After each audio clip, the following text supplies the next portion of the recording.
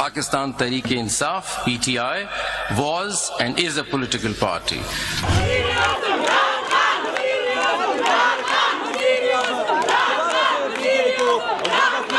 तहरीक-ए-इंसाफ जमात थी, है, ये फ़ैसला है और रहेगी, ये पेशगोई है हमारी।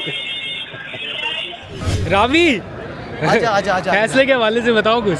फैसला यार क्या आप पूछना चाह रहे हो? ये सेटबैक किसके लिए है? चले सुप्रीम कोर्ट के लिए, हुकूमत के लिए नहीं है? नहीं। इलेक्शन कमीशन के लिए नहीं है? नहीं। 11/2 से पीटीआई को एक दफा दोबारा as a party Supreme Court ने रिस्टोर किया है विद डिफरेंट रीजन। इस फैसले से न सिर्फ बल्ला बहाल हुआ है बल्कि पाकिस्तान तहरीक इंसाफ भी बतौर सियासी जमात बहाल हो गई है।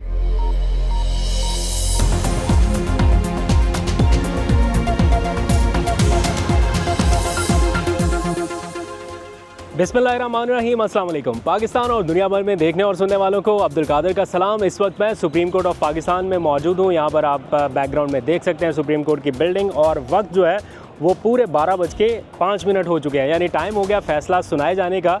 मखसूस नशिस्तों के हवाले से तो सुप्रीम कोर्ट के अंदर क्या माहौल है, बाहर तो पुलिस के कुछ अहलकार मुझे नज़र आ रहे हैं, रास्ते वास्ते भी आने वाले थोड़े बंद किए गए, तो सिक्योरिटी अरेंजमेंट्स तो काफ़ी सख्त हैं। लेकिन सुप्रीम कोर्ट के अंदर की क्या सिचुएशन है मैं ज़रा जल्दी से आपको दिखा देता हूँ, फिर फ़ैसला आ जाएगा, उसके ऊपर लोगों की राय भी आपको सुनाएंगे, लोग क्या कहते हैं, वो सारा माहौल और मनाजर भी आपको दिखाएंगे। लेकिन जल्दी से मैं थोड़े से मनाजर आपको दिखा दूँ, कैंडिड विजुअल्स जो आमतौर पर डिस्कस नहीं होते। तो ये जनाब सुप्रीम कोर्ट ऑफ पाकिस्तान की एंट्रेंस है, यहाँ से लोग आ रहे हैं जा रहे हैं, और आज काफ़ी रश है, मामूल की निस्बत ज़्यादा रश है। आज वकला भी बड़ी तादाद में आए हैं, ख़वातीन की बड़ी तादाद मौजूद है, जर्नलिस्ट, लॉयर्स और जितने भी लोग सुप्रीम कोर्ट आते जाते रहते हैं वो आज रेगुलर बेसिस पे आए हैं। एक साइड पे इंटरव्यूज़ चल रहे हैं, यहाँ पर जो है वो रिपोर्टर्स जो हैं वो लाइन अप हुए पड़े हैं, क्योंकि 12 बज गए ना, तो बुलेटिन में टॉप बीपर्स जो हैं वो इनके होने अपडेट होनी है। तो यहाँ पर आप देखें, एक रिपोर्टर, फिर आगे दूसरा, तीसरा, चौथा, पाँचवा, तो ये सारे रिपोर्टर्स जो हैं वो इस वक्त लाइन अप हैं, और यहाँ पर जो सपोर्ट करने वाले लोग हैं अल्हम्दुलिल्लाह वो भी पहुँच रहे हैं। तो फ़ैसले की घड़ी अब बिल्कुल करीब है, चंद मिनट्स ही बाकी हैं फ़ैसला आने में। तो इस वक्त मुझे आपको भी अपडेट करना है, ARY को भी। ये वो लम्हात हैं जब फ़ैसला सुप्रीम कोर्ट की बिल्डिंग में सुनाया जा रहा है। PTI के पास जाएंगे, हाँ, सुन्नी इत्तेहाद काउंसिल के पास। तहरीक-ए-इंसाफ जमात थी, है, ये फ़ैसला है और रहेगी, ये पेशगोई है हमारी। पाकिस्तान तहरीक इंसाफ अपना केस जीत चुकी है, बल्ला बहाल होने जा रहा है, PTI बहाल हो चुकी। ये सारी खुशियां इस वक्त सुप्रीम कोर्ट ऑफ पाकिस्तान में सेलिब्रेट की जा रही हैं। यहाँ पर आप बेपनाह रश जो है वो देख सकते हैं, हर जगह पर कारकुनान मौजूद हैं, ख़वातीन बड़ी तादाद में मौजूद हैं। पुलिस एहलकारों को मुदाखलत करना पड़ गई, अब पुलिस एहलकार आ चुके कि साइड पर चले जाएँ, यहाँ पर सिक्योरिटी इशूज़ ना पैदा किए जाएँ। ख़वातीन की खुशी का अंदाज़ा आप यहाँ से लगा सकते हैं। एक सेकंड भी सुप्रीम कोर्ट की बिल्डिंग में नारेबाजी का सिलसिला नहीं रुक रहा। वज़ीर आज़म इमरान खान और PTI के हक़ में इस वक्त शदीद नारेबाजी की जा रही है।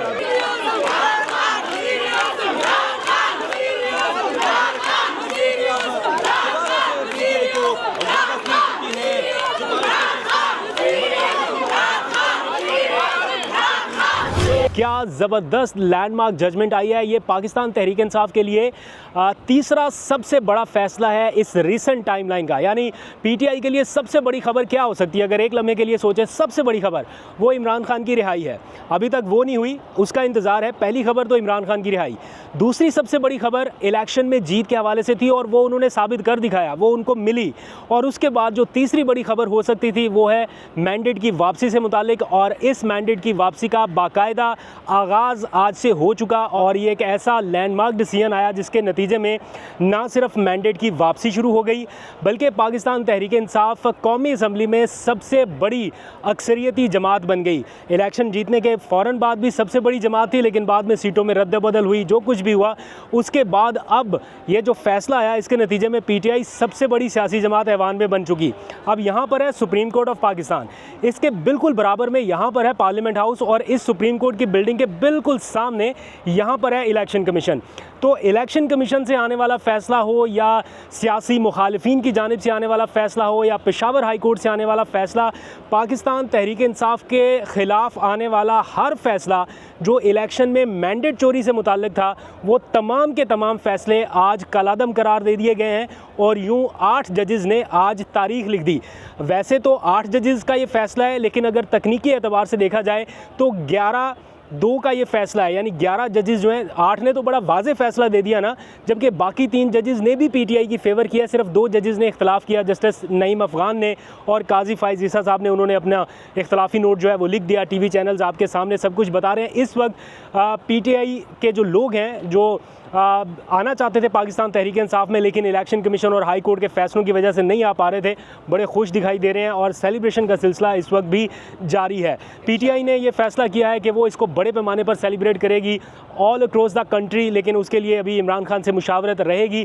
लेकिन कुछ पॉइंट्स मैं जल्दी से आपको बता देता हूँ। इस व्लॉग में आप रावी की बेचैनी भी आगे चल के सुन सकेंगे, एक्सपर्ट ओपिनियंस जो है वो भी आप सुन सकेंगे कि अब इलेक्शन कमीशन के पास सिर्फ 15 दिन का वक्त क्यों है। बेसिकली पीटीआई के साथ नाइंसाफ़ी भी भरपूर हुई है और इंसाफ भी भरपूर कर दिया गया। ये क्रक्स है इस आज के फ़ैसले का। नाइंसाफ़ी भी बहुत जाबराना तरीके से हुई और इंसाफ भी आज भरपूर किया गया। यानी सुन्नी इत्तेहाद कौंसिल गई थी सुप्रीम कोर्ट के पास कि जनाब ये आज़ाद उम्मीदवार हमारे हैं, हमें मखसूस नशिस्तें दी जाएँ, लेकिन सुप्रीम कोर्ट ऑफ पाकिस्तान ने यह कह दिया कि पीटीआई एक सियासी पार्टी थी और है। इलेक्शन कमीशन को अब इंट्रा पार्टी इलेक्शन तस्लीम करना पड़ेंगे, उनके पास और कोई ऑप्शन नहीं है, क्योंकि बल्ला दे या ना दे अब सुप्रीम कोर्ट ने कह दिया। दैट मीन्स कि बल्ला भी बहाल हो गया, पीटीआई की भी धमाकेदार किस्म की वापसी हो रही है, तमाम अरकान भी वापस आ गए, पीटीआई अक्सरियती जमात भी बन गई।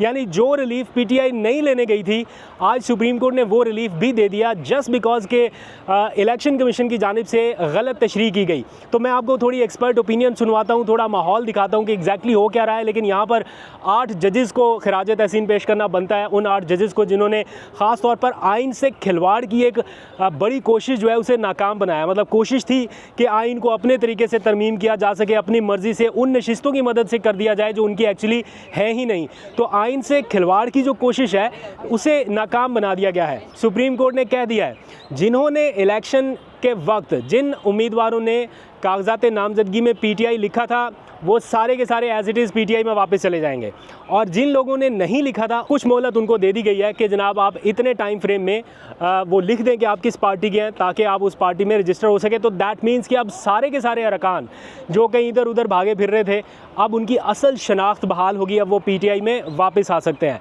तो ये बड़ा लैंडमार्क जजमेंट है। थोड़े माहौल में आपको दिखाता हूँ ओवरऑल क्या सिचुएशन है। पाकिस्तान तहरीक इंसाफ की जो ख़वातीन हैं वो सजदा रेज़ हमने देखी, शुक्राने के नवाफिल अदा करती रही हैं और ख़ास तौर पर इदारों के हक़ में नारेबाजी करती रही। पाक फ़ौज के हक़ में नारेबाजी हुई, सुप्रीम कोर्ट के हक़ में नारेबाजी हुई। सुप्रीम कोर्ट की बिल्डिंग के बिल्कुल सामने इलेक्शन कमीशन ऑफ पाकिस्तान का दफ्तर है और उसे कवर करते हैं फ़हीम अख्तर। ये इस्लामाबाद के सबसे बेहतरीन रिपोर्टर्स हैं जिनके बारे में मैं अगर इलेक्शन कमीशन की वो खबर लेना चाहूँ तो इनको फ़ोन करता हूँ।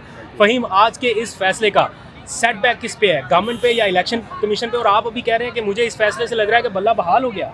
इस फैसले से ना सिर्फ बल्ला बहाल हुआ है बल्कि पाकिस्तान तहरीक इंसाफ भी बतौर सियासी जमात बहाल हो गई है, क्योंकि सुप्रीम कोर्ट ऑफ पाकिस्तान ने फैसला दिया है कि आप इलेक्शन कमीशन 15 दिन के अंदर रिपोर्ट जमा कराएं, और जिन लोगों ने तहरीक इंसाफ को बतौर जमात अपने नॉमिनेशन पेपर्स में शो किया था उनको पीटीआई के तौर पर एक्सेप्ट करें, और जिन लोग जो आज़ाद थे उन्हें 15 दिन या 3 दिन का मौका फराहम करें कि वो किसी जमात में ज्वाइनिंग दें, और फिर इलेक्शन कमीशन। इसका मतलब है कि सारे के सारी पीटीआई में वापस आ रहे हैं। जनाब, सुन्नी इत्तेहाद कौंसिल अब ख़त्म हो चुकी है, अब पाकिस्तान तहरीक इंसाफ है। अब इलेक्शन कमीशन भी सुन्नी इत्तेहाद कौंसिल वाले जो मेंबर्स थे उनको पीटीआई डिक्लेयर करेगी और फिर पार्लियामेंट भी पीटीआई डिक्लेयर करेगी।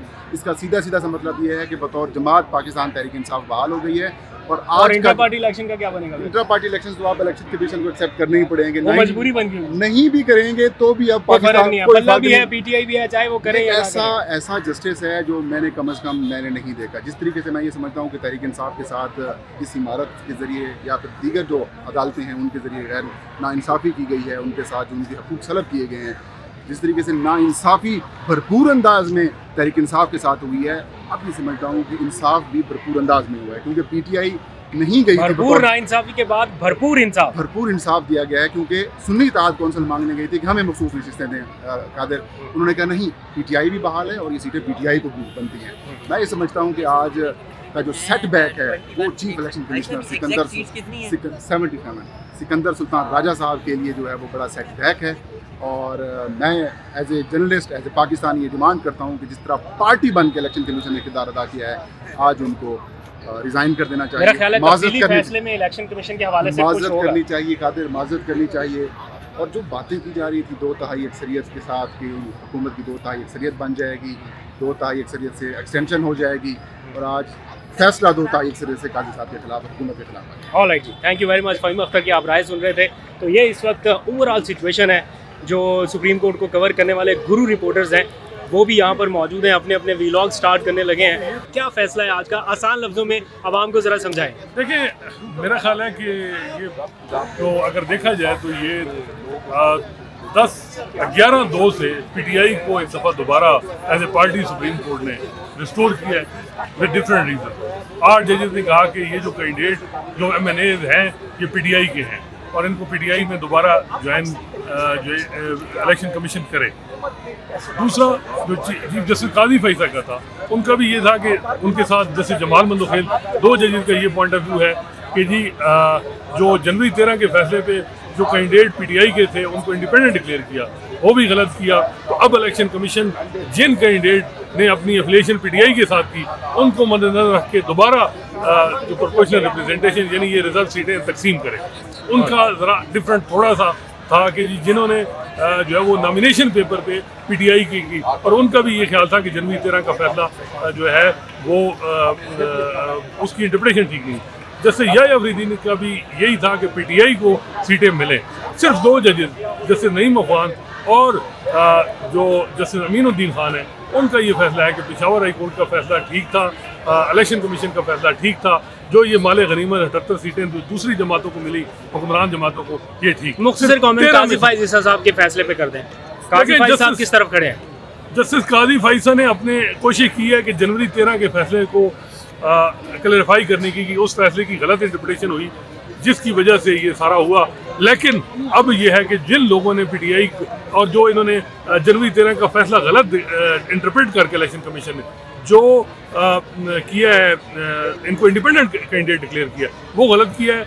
अब नॉमिनेशन पेपर में इलेक्शन कमीशन देखे उसके मुताबिक वो रिजर्व सीट दे। मेरा ख्याल है कि उसमें टेक्निकली अगर आप देखें तो हुकूमत फिर कामयाब हो जाती, इलेक्शन कमीशन फिर कुछ ना कुछ कर देता और वो ज़्यादा रिजर्व सीटें जो थी वो दूसरी जमातों को ही जानी थी। लेकिन इसी वजह से जो मज़ीद क्रेडिट वो जैसे मंसूर अली शाह ने दी है और उन्होंने जो कह दिया है उसके बाद कोई और इलेक्शन के पास कमीशन के पास कोई चारा ही नहीं। जो जितने MNAs हैं, जितने MP सुन्नी इत्तेहाद कौंसिल के हैं, वो पीटीआई के डिक्लेयर हो। Right, thank you very much. आवाम का जो मैंडेट छीना गया था वो रिजर्व सीट जो पाकिस्तान सुन्नी इत्तेहाद कौंसिल और पाकिस्तान तहरीक इंसाफ जो कि बुनियादी तौर पे एक ही हैं, ये उनका हक बनता था। पाकिस्तान के अवाम को मुबारक हो कि उनका हक अदालत उज़्मा के ज़रिए ये किसी और तरीके से नहीं हुआ। होना तो ये चाहिए था कि नौबत यहाँ तक आनी नहीं चाहिए थी, लेकिन अल्हम्दुलिल्लाह इंसाफ का बोलबाला हुआ है और पाकिस्तान के अवाम की फतह है। ये जज्बाती हो गए आप। काजी साहब जो एक्सटेंशन लेना चाह रहे थे, काजी फैज़ा साहब, उसके बारे में क्या कहेंगे? देखें जी, हमें हर किस्म के उसके लिए हमने बड़ी सब्र इस्तिकामत से, हमारा लीडर इमरान खान जो कि इस वक्त जेल में एक छोटी सी कोठरी में उसको नज़रबंद किया हुआ है,